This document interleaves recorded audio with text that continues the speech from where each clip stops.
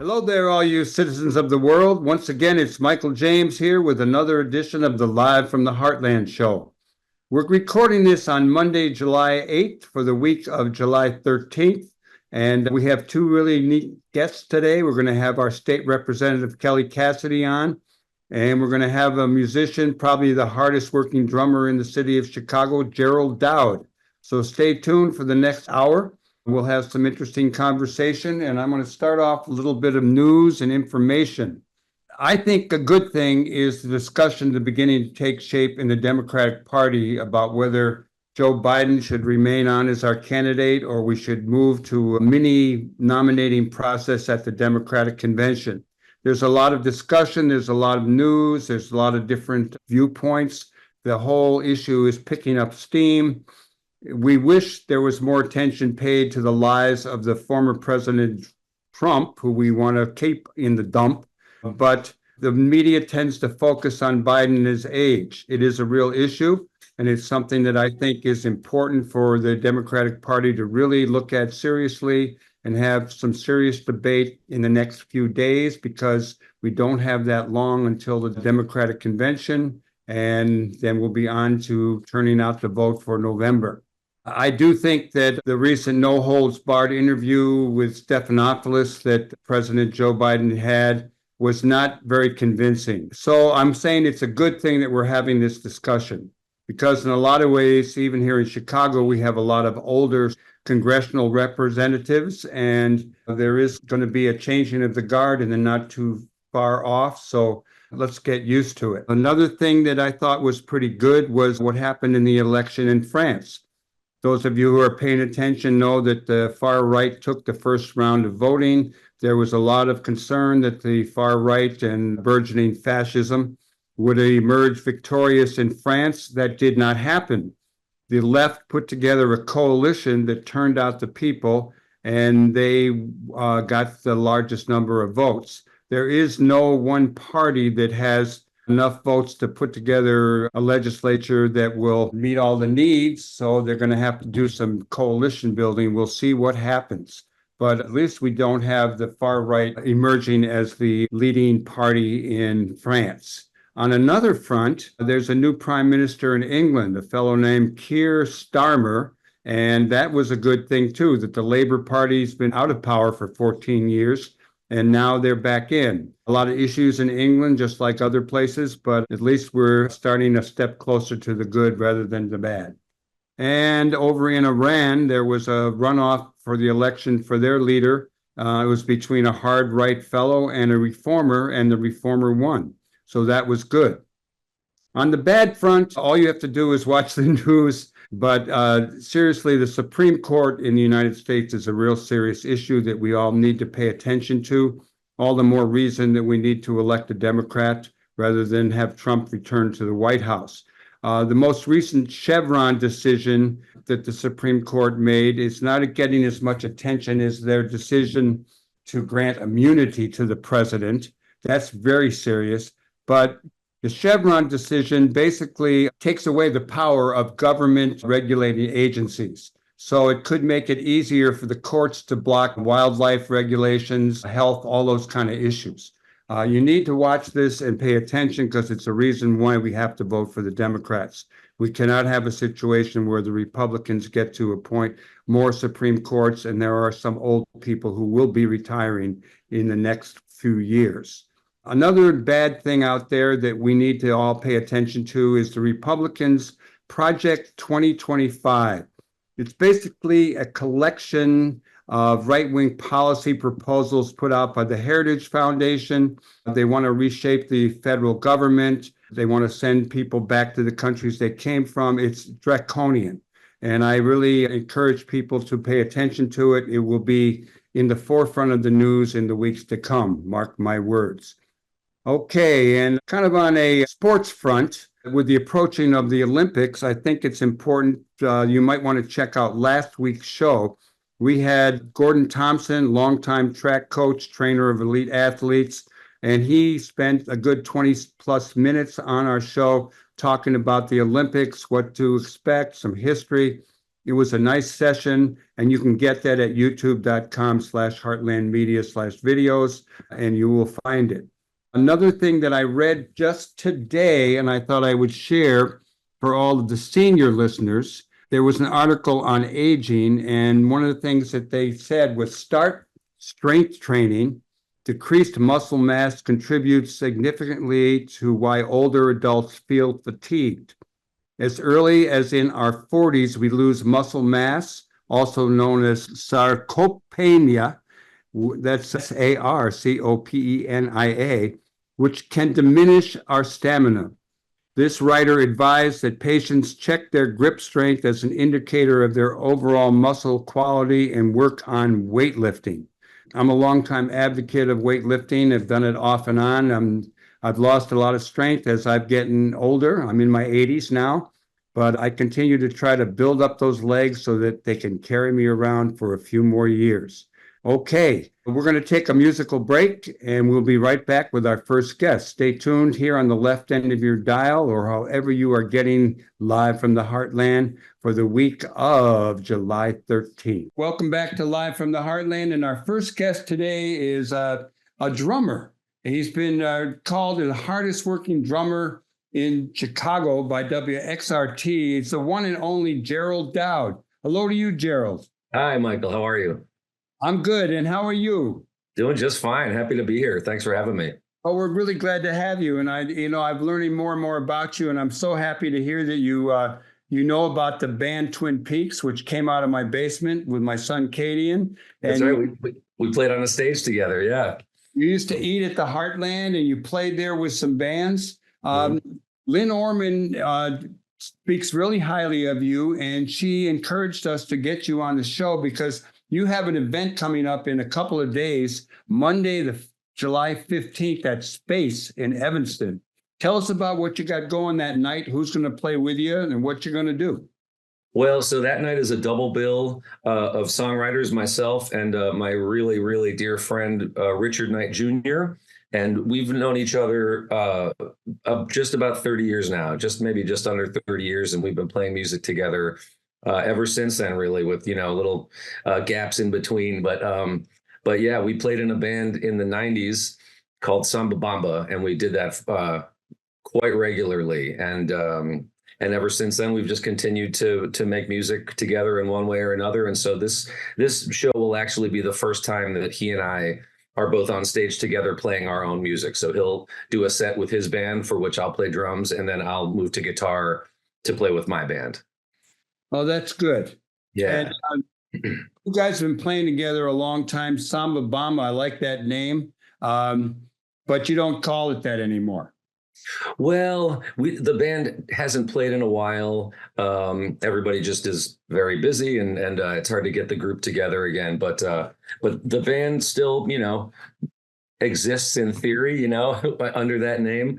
Yeah, it was a band that I joined maybe a year or two into its existence, and then continued to play with them for most of the rest of the 90s. Yeah. And it's kind of this irreverent Latin funk band that would do sort of cheeky arrangements of covers, sort of samba size covers. And so that was kind of and some originals too, but you're talking samba and stuff, but I was listening to your new album, Father's Day, which is Americana kind of leaning country. I really liked it. And we did play one of the tunes coming into this segment, and we will play another one going out. But you've been a drummer for 40 years, and that's a long time to be hitting the skins. And I was going to ask you, I mean, that's a serious workout. Growing up, did you do other sports besides drumming? I did. I was and still am a huge baseball nut. And so I played Little League, played baseball in just about into high school. And then I kind of had to make a choice. It was either do baseball, which I thought I might do for a while, or become a drummer. I just knew I couldn't do both. So I picked music. I was reading that one of the things you did was drum for 14 hours one time. You want to Yeah. share that experience with us? That is true. I actually did it twice, foolishly. Yeah. So when I put out my first solo record, my first full-length solo record in 2014, I'd gotten a grant from the city, from DCASE, to help fund it. And so I thought, well, I'll use my CD release show as a fundraiser to kind of give some money back to the city, and so we did a fundraiser for the Greater Chicago Food Depository. Oh, nice. And I really actually, the keyboard player in Samba Bamba, my friend Scott Stevenson, who we've been making music together nonstop for about the same amount of time as Richard and I. He had a CD release show a few years prior to that, where he sort of corralled a bunch of bands that he plays with to play a long day, all day event. And so I sort of co-opted his idea and did the same thing. And so we had, I think it was 16 bands, and played for about 14 hours, starting from noon till about 1 something in the morning over at Fitzgerald's. Wow. And just raised a bunch of money for the charity, and then 5 years later I did it again, and we raised even more money for another food bank in Chicago, the Pilsen Food Pantry, with a whole roster of different bands for the second time. So. Well, these are great. Well, you mentioned Fitzgerald's, and I know that you have a monthly event going on out there. You want to tell us a little bit about that, please? Sure. It's called the Song of the Month Club, and every month I have a different guest, and it's just the two of us, generally speaking. Sometimes there might be another musician, but generally I have a featured artist. And the way the show runs is I start the show with a couple of songs solo, and then my guest does some songs solo, and then we both do a full set together of each other's songs. And the only sort of criteria for the show is that each one of us has to bring in a brand new song for that night that we've written sort of specifically for that night. Well, let's go back to your new album and talk a little bit about Father's Day, because there's a lot of nice tunes. I assume you wrote most of those tunes. Yeah, I wrote all those songs. And a lot of them actually, maybe 4 or 5 of them actually sprung from this songwriter series, which I've had at Fitzgerald's now a little over 2 years we've been doing it. So yeah, over the last couple of years, I've written about 24 new songs, not all of which are. I don't love all my song children equally, but some of them are. But some of them made it onto the record, which was really nice to have those included. And yeah, so I last almost about 2 years ago now, I started going over to the house of Steve Dawson, who is a legendary Chicago musician and producer and writer. And we basically just, he and I kind of hunkered in his garage studio, Kernel Sound, and we laid down all the basic tracks, just he and I, because he plays a bunch of instruments and I play a few instruments. And so we mostly did all the skeleton of it together. And then we had a few people come in and do some guitar solos, sing some harmony. We had the wonderful Nora O'Connor singing on it. Robbie Gerso, who is a kind of a legendary guitar player. He plays with Jimmy Dale Gilmore and Joe Ely and the Flatlanders, and he played on some. And a lot of my good friends in Chicago who I've played with for the years kind of came in and added their talents to it. So it was it was a little bit longer process than I thought it would take to get it out, but we finally put it out last summer, and I'm very happy with it. Yeah, it was. That's a nice album. Oh, thank you very much. Yeah, I was listening to it this morning. Well, Gerald, let me ask you, what brought you to Chicago? You were out of Boston, and you moved here in '91. What was it that attracted you to this great city on the Great Lake, Michigan? Well, that's the city itself, really. I came out here with a band, my band from Boston. We came out here on tour in '87, I believe.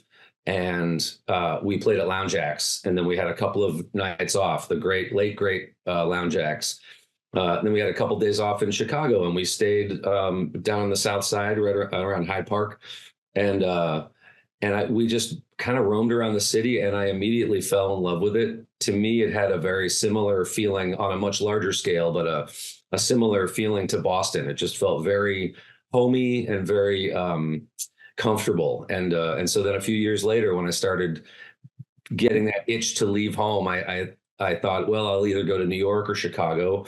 And it just seemed like Chicago spoke to me more as far as um, an attitude of a city or a personality of a city. And so that was it for me. And then I moved out here in '91 and really have been here ever since for the most part. Well, we're glad to have you here in the center of the universe. Thank you. I'm happy to be here. This is a great place. You know, you talked earlier about your love of baseball, and then you transitioned to music.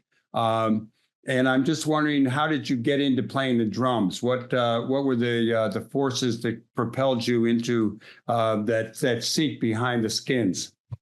Well, our mother tried unsuccessfully to get us into first with piano lessons and then violin lessons. I think it was then that order, maybe the opposite order. But anyway, neither of those really spoke to me. And then I don't know, one day I just I thought I've always really been focused on the drums in a song. And then I asked for a snare drum for Christmas one year, and I got it when I was 10, I think, which was 45 years ago.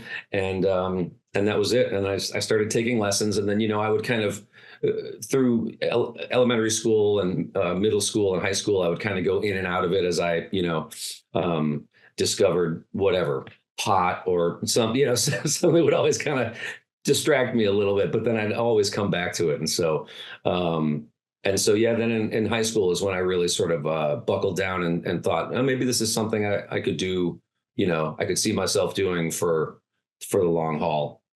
Well, who are some of the influences when you became aware of other drummers who influenced you? I mean, I think of my own favorite drummers. Well, I don't know how much I really knew about Gene Krupa, but I also got to love Connor Brodner when he was playing with Twin Peaks. And I remember Buddy Miles, and there's a lot of drummers. Who are some of the important drummers in your development? Well, right. Like we could talk about influential drummers all day, right, and never run out of topics. But you know more of them than I would. But well, there's a lot. When I was a kid, really the first music I remember hearing quite viscerally was the Beatles. So Ringo was and is still a huge favorite of mine, and really, I idolize him to death. He's the greatest. So then, from there, then I started to get into, got into Zeppelin and got into the Who. So Keith Moon and John Bonham, and then my dad was a big country music fan and also a jazz fan, and so my first jazz record was Mel Torme and Buddy Rich record, which I still have. It's a fantastic record. And that's when I went, oh, what is this? What's this kind of drumming? And then I started to really go down the a jazz path and study. I was still playing rock and roll, and when I would go down to the basement and play along to records, it was usually rock records. But then when I started taking lessons is when I started to kind of really work on more sort of jazz playing and just trying to expand beyond rock playing so Buddy Rich was certainly a big influence on me. Other jazz drummers that I loved and still love and that really spoke to me when I was that age were Elvin Jones and Tony Williams and Joe Chambers, like all these. The list goes on and on as to how many beautiful drummers there are. And then in rock music, those. I still feel that influence of Keith Moon or Stuart Copeland or Pete Thomas from the Attractions. I mean, that early stuff is still when I hear those songs, it's a very visceral reaction to that stuff. Well, you've played with a lot of people. Do you want to give us a little memory of some of the people you played with who were really important to you or meant a lot to you or you liked the most? Yeah. Well, I've been lucky enough in Chicago, a city with such, as a deeply rich songwriting tradition and culture. And so I've been really lucky to have worked with really some of the best songwriters of the last 20 years anywhere, not just in Chicago. I've been playing with Robbie Fulks since about 2000, and he's one of my all-time favorite songwriters. Nora O'Connor, Justin Roberts, who I still play in his band. I've been playing with him for about 17-ish years, I think. And he's an incredible songwriter. There's a band called Frisbee that I've been playing in for 20 plus years, and those two are two of the best writers I know. And really now when I moved out here, I moved to DePaul, and I was mostly playing jazz because that's what I was studying at DePaul. And then when I left school after a year and started to just play, I just I fell in with the songwriters because I've always been a fan of good songwriting. And so, and then really that sort of kind of dictated my path, I think, ever since, from about the mid 90s on. And so, yeah, so there's just, those are some of my favorite people. And I hate to list people because I know I'm going to have to omit somebody, or I can just keep talking and talking. But those are some of the people who I consider my really close friends, and they were highly influential, not just in the way I play drums, trying to play for their songs, but also really gave me sort of a masterclass in how to write. And so that's why I started to kind of want to try my hand at writing, because I felt like I've been just seeing these models of exemplars of great songwriting over the years. And so all those people and so many more have taught me just incalculable amount about musicianship and performance and songwriting. And so those are all people I know and are friends. And then there's I've been lucky enough to do these, to have some sort of crazy outliers. Like we were talking earlier, I've gotten to play with Eddie Vedder 2 or 3 times at some of these charitable events that we may talk about later. I got to play and record with Mavis Staples, which is maybe that might be the top, but like that was my boy, when I found out she was going to come in and work on this, sing a song on this record, for which I was kind of the house drummer down in Nashville. I went out, I bought a brand new shirt to meet her in. I brought a record for her to sign. I was fanboy all over the place. And she couldn't have been sweeter. That old saying, don't meet your heroes, but man, she exceeded my expectations of who she was. Yeah, she's great. Singer. She's great, right? Yeah, I'm sure you. I first saw her at the University of Chicago Folk Festival in the early 60s. We're running out of time, Gerald Dowd. This was really a pleasure, and I'm really looking forward to seeing you a couple of days hence on Monday, July 15th at Space in Evanston. We had one of the owners of Space on recently, and it's a wonderful club. People can go to your website. Real quickly, tell us what your website is so people can hit it up. Okay, it's the creatively titled GeraldDowd.com. That's it. Right on. Well, everyone go check it out, because there's music on there. There's his new album, Father's Day, on there. A lot of information, and maybe I'll run into some of you at Space on July 15th, because I'm coming. All right. Thanks a lot, brother. And we're going to go out with one of your tunes, and everyone stay tuned here on the left end of your dial. You're listening to Live from the Heartland for the week of July 13th, and we'll be right back. Welcome back to Live from the Heartland for the week of July 13th. I'm still Michael James. I'm still in the 49th Ward, and I'm really always honored to bring on my friend, my state representative from the 14th District here in Illinois, the one and only Kelly Cassidy, who continues to be living the dream, whether it's here in Chicago, down in Springfield, or somewhere in Wyoming. Hello there, Kelly. How are you today? I'm really good. It's so good to see you, Michael. It's good to see you again. So I didn't make it over to the porch this weekend, unfortunately. I barely made it out of the house. Well, it's always good when you can stay home. And I got to say that the rain came. But now let's talk about politics. And the reason I initially asked you to come on again, Kelly, was because there's a lot of blowback around LGBTQ plus issues in this country. I did some writing recently, and I remember saying, we got gay marriage, but there's a hell of a blowback. We got a lot of civil rights, but there's been blowback ever since on that by the right. What's your take on the situation that around the country, here in Illinois, wherever, on LGBTQ plus issues and how it relates to electing our next public officials. Absolutely. Well, I will say, in the state of Illinois and specifically in the city of Chicago, there has been a lot of intentionality about ensuring that there are protections in place for our rights. The Chicago City Council is now the queerest in the country, which is kind of amazing. As I sit down in Springfield as the only member in the House with one other gay member in the Senate. So it would be nice to have as much community as they have down in the State House. But we've really, on the state level, done a lot to make sure that protections are in place. And you're right, the blowback is very real. We're seeing incredible attacks all over the country. Something north of 500 anti-gay, anti-trans bills have been introduced in state houses around the country this session alone. And some of those get introduced here, but when you have a super duper majority like we do, they never see the light of day. But they still do harm, because I regularly get emails from folks, even folks here in the 49th Ward, who tend to have a pretty keen awareness of what's going on. They'll see a bill like that get introduced and reach out, and in some cases really panicking, especially if it relates specifically to them. A lot of these anti-trans bills, there is that immediate hit to your psyche. And so even in a state like ours, harm is done when people introduce these bills.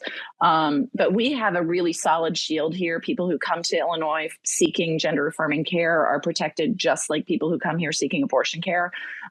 So I feel really good about what we've done here in the state and in the city. But, there remain issues. We had a little controversy bubble up around the Pride Parade and the lengths and who got to march and who didn't, things like that. So even in a place with a pretty solidly pro-gay record, there can be hiccups. Well, it certainly has exploded on the political scene, not only gays, but trans stuff. I mean, I'm thinking trans stuff especially that really is that is the target du jour. No question. That community is bearing the brunt of a lot of hate. Yeah, and I'm just wondering how many trans people there are. I in thinking about it right now, I remember back in my high school, there was only one person that we were aware of that was probably gay, and we weren't the nicest to him, but we were also nice to him too. And but I don't even remember trans people now. I remember the first time I met a trans guy. He was interviewing me, or a trans person, had a beard, and he had been a woman. Mm-hmm. And so it kind of has blown me away, and I'm still working on it. I have a couple of kids who are gay, and they're all big part of the family. I'm just wondering your take on: is there a new explosion? Is it something that always was there? It's something that was always there. I mean, I will say, I feel really blessed. I've talked about the island I grew up on as, just this really amazing live and let live community. And as a kid, one of the folks that we all knew transitioned, and nobody gave a damn. It was just, okay, you're Brandy. And so I was really blessed to have had that experience as a kid. But I think that just as, let's look at the HIV/AIDS epidemic, let's look at the LGBT civil rights movement. Until people felt safe coming out, we didn't see it. Right. People used to say, I don't know anybody who's gay. And that was always a lie, because everybody knows somebody who's gay. In their family. Exactly. And so I think what we're seeing is, just sort of the evolution of coming out.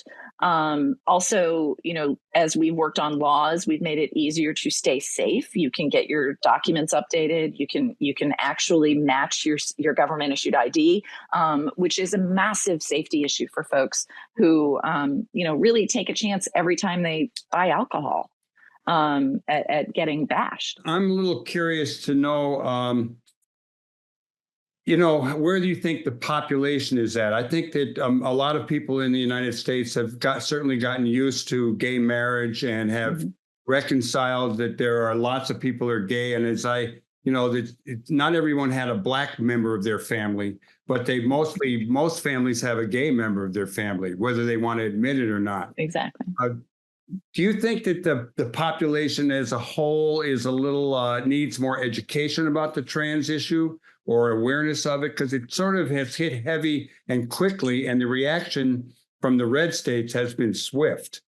Yeah. Well, first of all, red states and Republicans in general do a really good job of identifying and fanning the flames of a particular targeted victim. Right. They know that this is a group that has existed in the shadows, that is just starting to come into their own. And so they know there's a vulnerability there and they're going to exploit it. And that's what we're seeing. And I will say, from like for years now, I've kind of been amazed at the concentration of trans population in the suburbs and how broadly spread out trans folks are, which has not always been the case with the LGBT community specifically, right? Like we have, we think of the lesbian neighborhood, we think of Boys Town. Trans folks live everywhere. There's really not a concentration that you could speak to. Access to a city for care is probably important for some. But I've always really been blown away by just how diffuse that community can really be. One of the phenomena that we are living with across the country is book banning. And I remember growing up in New England and hearing about witches and all that kind of stuff. And then, now we have book banning everywhere. I did see that there was a lawsuit challenging an anti-LGBTQ plus book ban in Georgia. And I don't know if you're aware of that, but that sounds like a good thing, that there are people everywhere fighting back. And Absolutely. I may as well throw it in here now, too, that I did see that only 3 Republican women in South Carolina's Senate took on their party and stopped a total abortion ban from passing in their state last year. Guess what? In return, they all lost their jobs in the most recent election. They did. They lost Republican primaries. Wow. And we only have 20 minutes, so I don't know that I can really talk about gerrymandering and map making. But what we have done in this country with our maps has really been, it is at the core of the toxicity of our politics. It is at the core of the extremism in our politics.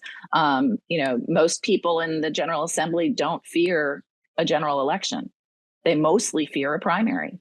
There are 118 of us, and there are probably 30 seats that are up for grabs at any given time. I know there's a count this year, but I can't remember. Talking about the Illinois legislature? Yeah. The vast majority of my colleagues are more concerned about a primary than a general. I, for example, this is a Democratic district beyond measure, right? It's probably one of the highest Democratic districts in the 49th Ward in the 14th Congressional District, or the State Rep District. Exactly. But so, I've had general elections in the past. There's a relatively small handful of active Republicans here, and people have popped up. But by and large, there's just not that. I remember at one point, the House Republicans had vowed to run somebody in every district to keep us all busy. And they couldn't find anybody in my district to run. Now, in a city district like this, there's not any way for it to really be balanced, right? But there are other parts of the state and the city where we have drawn the districts in a very hyper-partisan way. And that's what brings us to this. Those women are heroes, by the way. They took their oath seriously. Yeah. I've only ever in my life, I once had a member in Illinois stand up and say, if the Reproductive Health Act vote sends me home, so be it. I will proudly take that vote. But that is exceedingly rare in politics. So those 3 women are absolute heroes. Well, that's good to hear. And I don't know if you're in touch with those 3 women, but you might want to encourage them to work for the Democrats in South Carolina, which really needs some help. Well, is there anything else about LGBTQ plus issues in the country that you want to talk about a little bit that we haven't addressed? Absolutely. I think that, whether we're talking about LGBTQ stuff or reproductive rights, the reality of our situation in Illinois is pretty stark.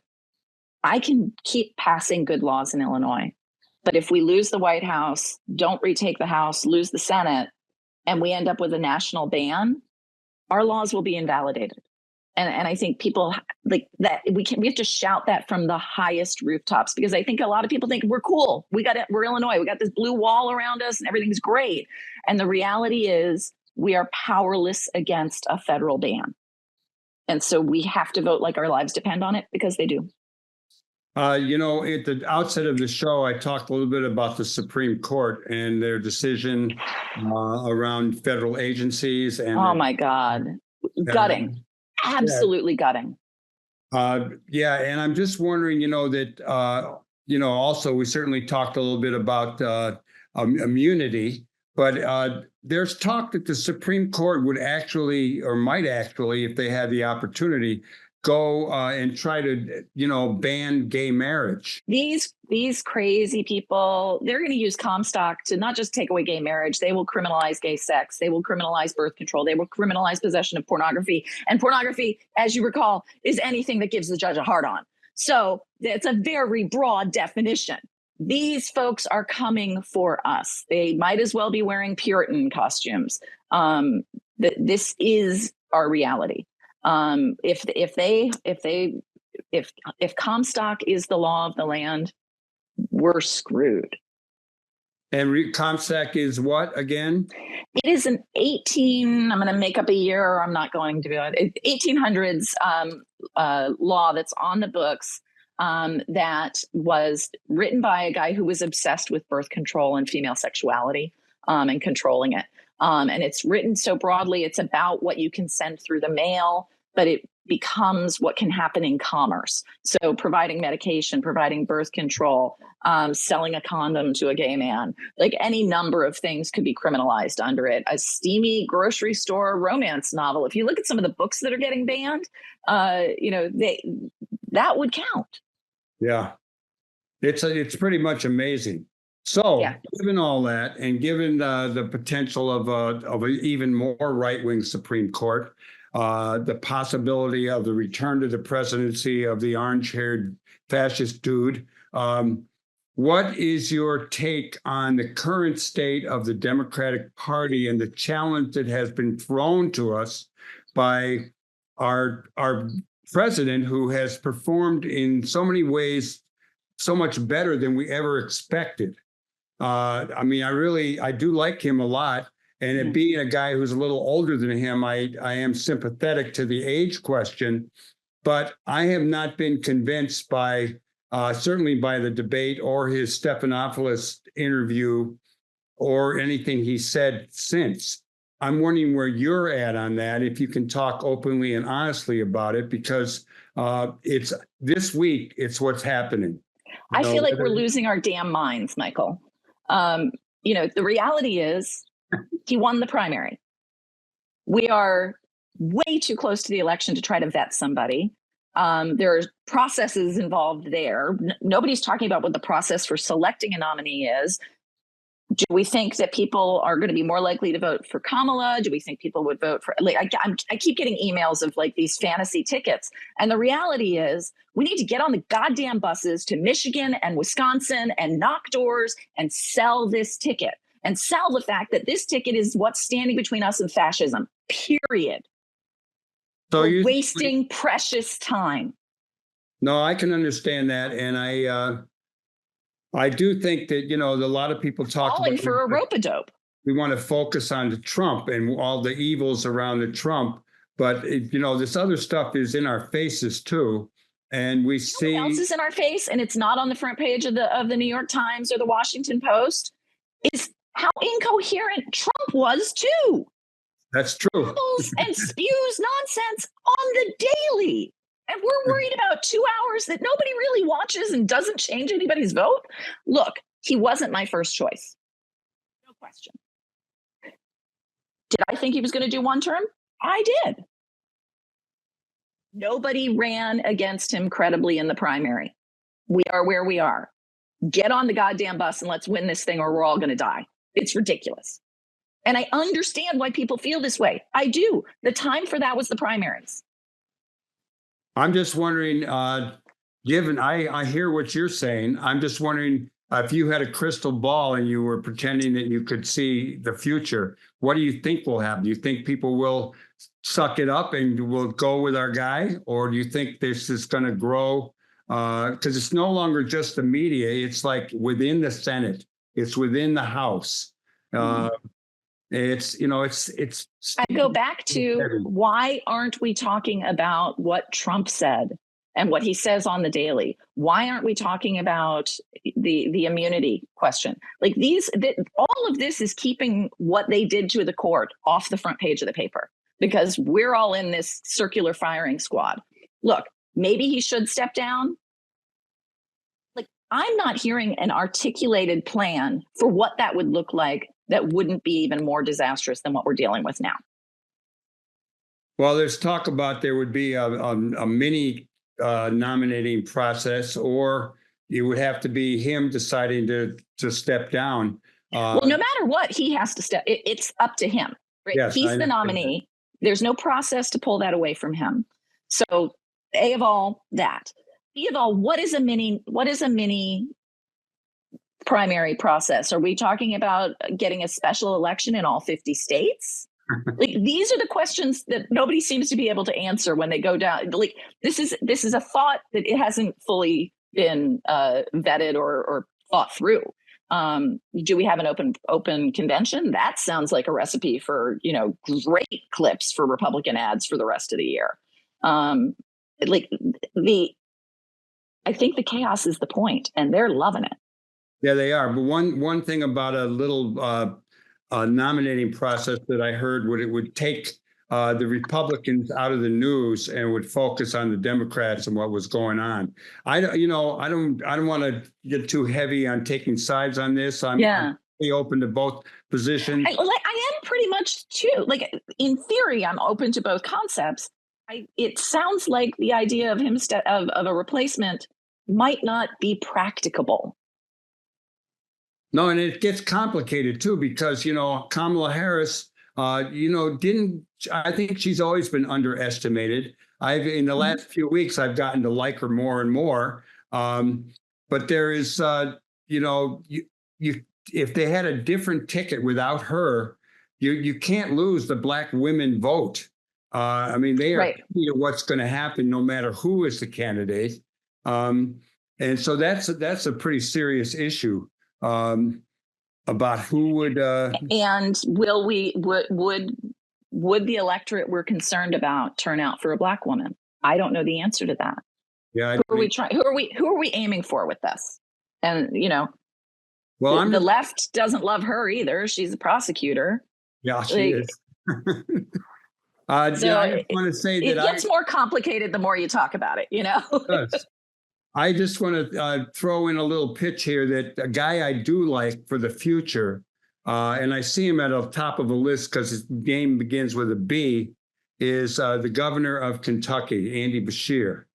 And he's just something that I have a feel, it's just been with me for now about a year, that he's someone to watch.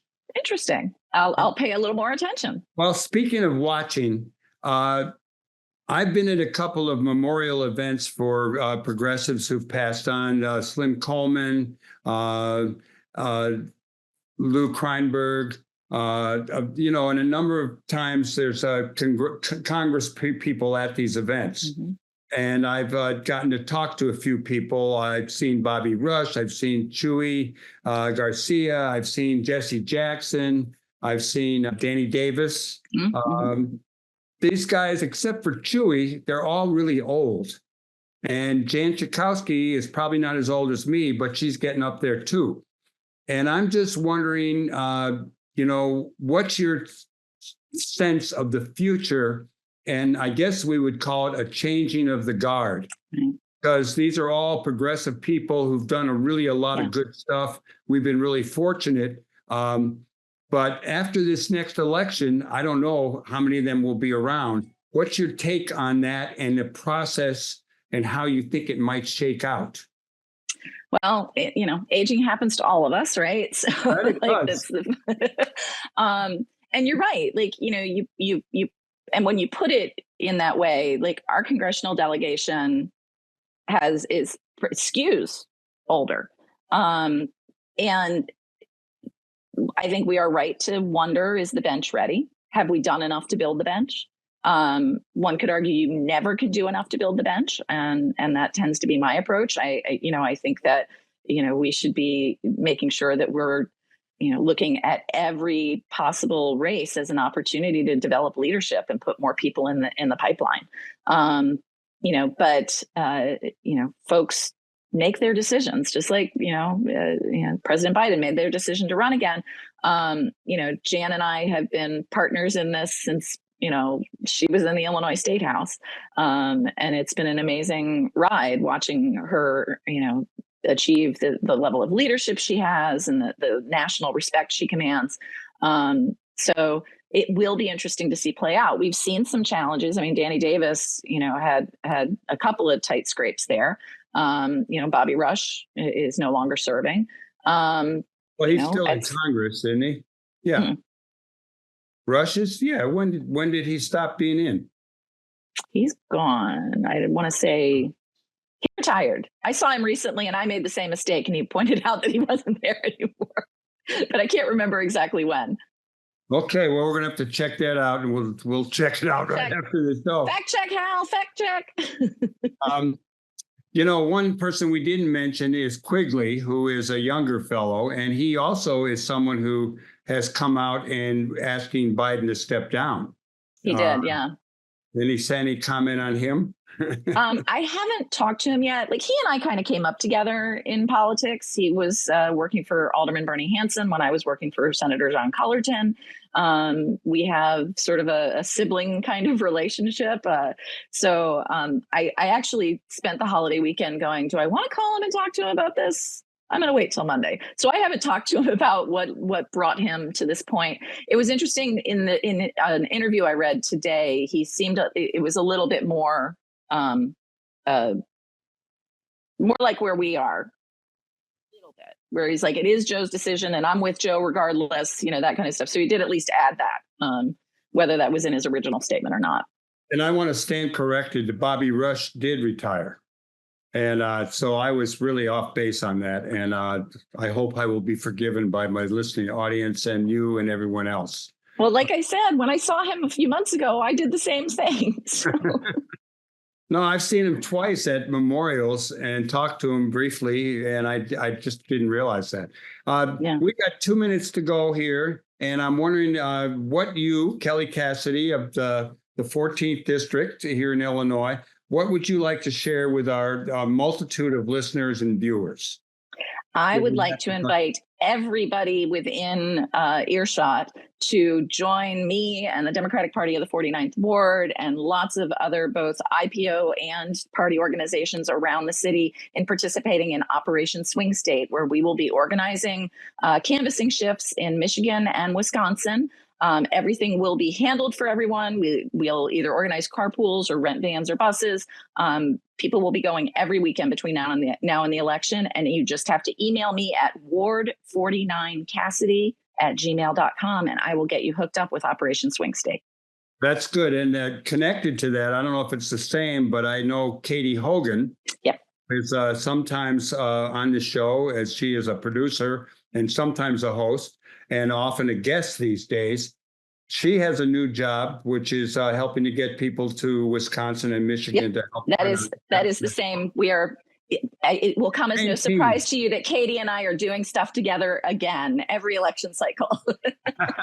Well, you're two of my favorite women, and I know you both do great work in the world. And I want to thank you, Kelly Cassidy, for coming on. I want to thank you for correcting me about Congressman Rush and his current status, and for talking a little bit about the LGBTQ plus community and the attacks from red states on people's rights in America. So until I see you on the street or in a neighborhood or at the next event, thank you so much.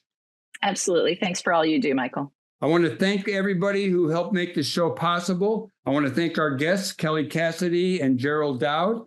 And I want to thank our producers, Tom Clark, Katie Hogan, and Lynn Orman, our engineer, Hal James. And, it's really up to us what comes down in the world. We don't control it all, but we make a difference. So whatever you do, whatever Kelly does, whatever I do, what we do together will make a difference. So keep doing good in the world. The world needs all the good that we all do, and all power to the people.